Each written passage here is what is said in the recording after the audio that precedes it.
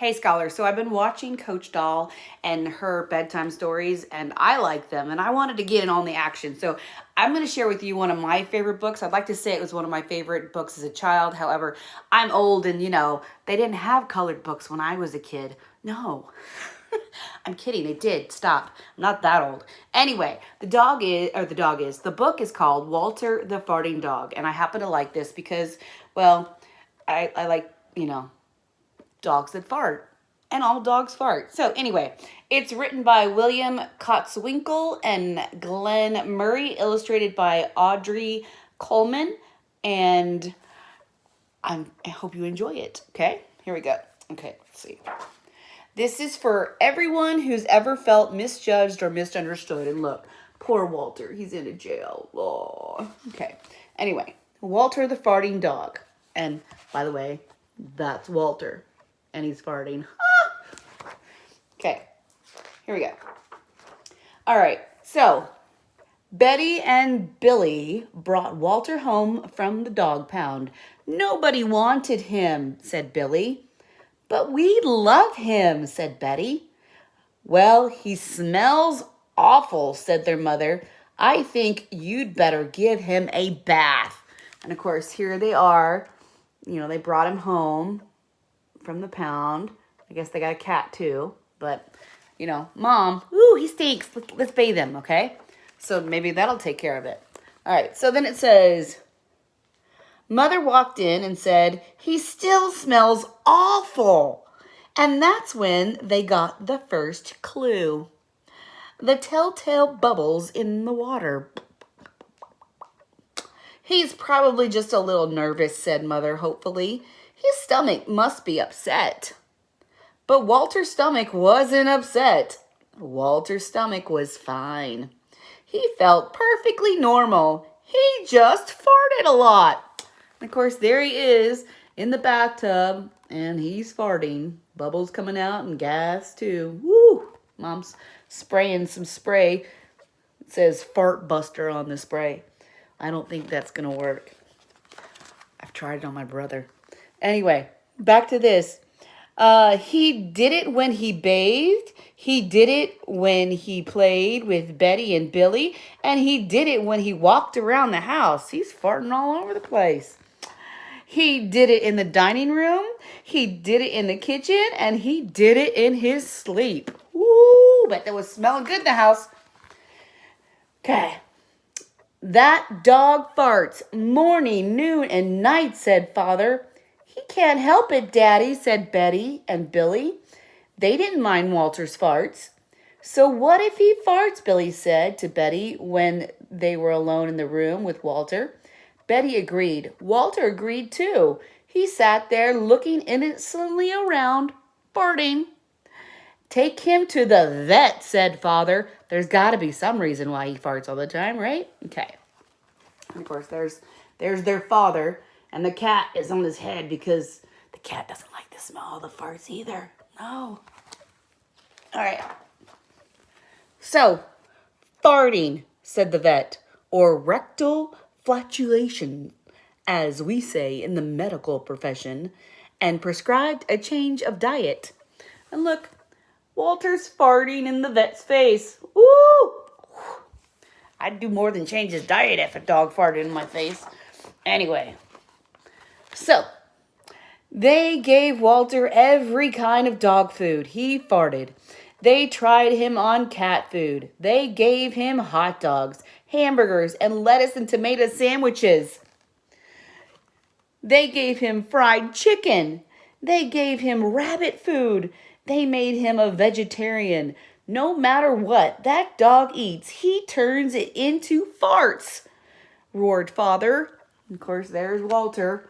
He's eating carrots, and he's eating vegetables, and he's eating fried food, and cat, meow, chow. Yeah, I don't think the cat was happy about that. Okay. Walter got the blame for everybody else's farts, too. If Uncle Irv let one slip, he just went and stood near Walter. That's rude. Then all he had to say was, Walter! And everybody would look at poor Walter. And there's poor Walter. Look, Uncle Herb is standing next to him. Uncle Herb farts and he blames it on Walter. Poor dog. All right. He has to go back to the pound, said Father. No, Daddy, please, begged Betty and Billy. Don't send Walter away. He goes tomorrow, said Father. They pleaded. Walter farted.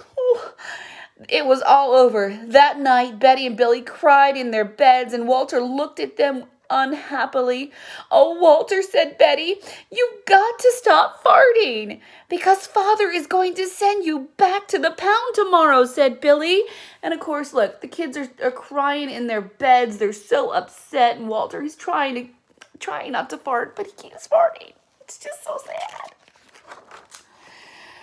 Oh, Walter knew how serious the situation was. He never seen Betty and Billy again. He resolved to hold in his farts forever. When Betty and Billy fell asleep, he walked down to the kitchen to see if there was anything around to eat. He managed to open the cupboard door with his nose and found the 25-pound bag of low-fart dog biscuits the vet had prescribed for him, which had made him fart more. Even though he knew they made him fart more, he couldn't resist. He ate the entire bag. Very tasty, said Walter to himself. Like, there he is, eating a 25-pound bag of non-farting biscuits. But they didn't work. No. And then he went and lay down on the sofa. A gigantic gas bubble began to build inside him. This is going to be trouble, he said to himself nervously. He was afraid of what might happen if he let it go. He thought maybe the house would explode, so he kept it in. It wasn't easy. In fact, it was torture. But he had resolved never to fart again. His future depended on it. As he lay there, with his tail wrapped tightly between his legs, he heard a noise at the window. Of course, there he is trying to hold in that fart and that big old gas bubble. He looks like he's going to explode. Oof. All right, so, and if you look at the painting above his head, she's laying there in pain like she's got a fart too. I don't know. It's a metaphor. So, he hears something at the window. He watched it slowly open. A pair of burglars came through. They dropped silently into the kitchen. Watch out for the dog, said one of the burglars. He won't bite, said the other. He's a wimp. Walter might have bitten them, except he was so filled with gas he couldn't move. They tied a rag around his snout so he couldn't bark. Okay, whispered the first burglar. Let's clear this place out. They took everything they could get their hands on. Walter wanted to stop them, but he was having unbelievable gas pains. He rolled on his back and he waved his paws in the air. He gnashed his teeth. We've got it all, said the second burglar. Let's go. Of course, there they are. There's the burglars. And Walter can't do anything about it because he's in pain. He's got a fart. Okay. That's when Walter let it fly. It was the worst fart of his life. It made a tremendous noise and shot him across the room. A hideous cloud filled the air. The burglars clutched their throats, unable to breathe. Okay, and there's, of course, Walter flying across the room because of the fart, and the burglars are covered in gas. It says, with tears in their eyes, they raced for the window. They tried to grab their bag with all of the valuables in it, but their arms were too weak. Let's get out of here. They're choking because the farts are so bad. They jumped out the window and ran up the block, choking and gasping for air. Still blinded by Walter's attack, they stepped into the headlights of an approaching police car. Hold it right there, said the police. Of course, there they are. They're trying to run away, and they're blinded by the gas, and there's the cop. Whoop! They're in trouble. When father and mother came down in the morning, they found the open window, and they saw the bag with their valuables in it, and Walter was sitting beside it. He still had the rag tied around his snout. You'd have to say he looked heroic.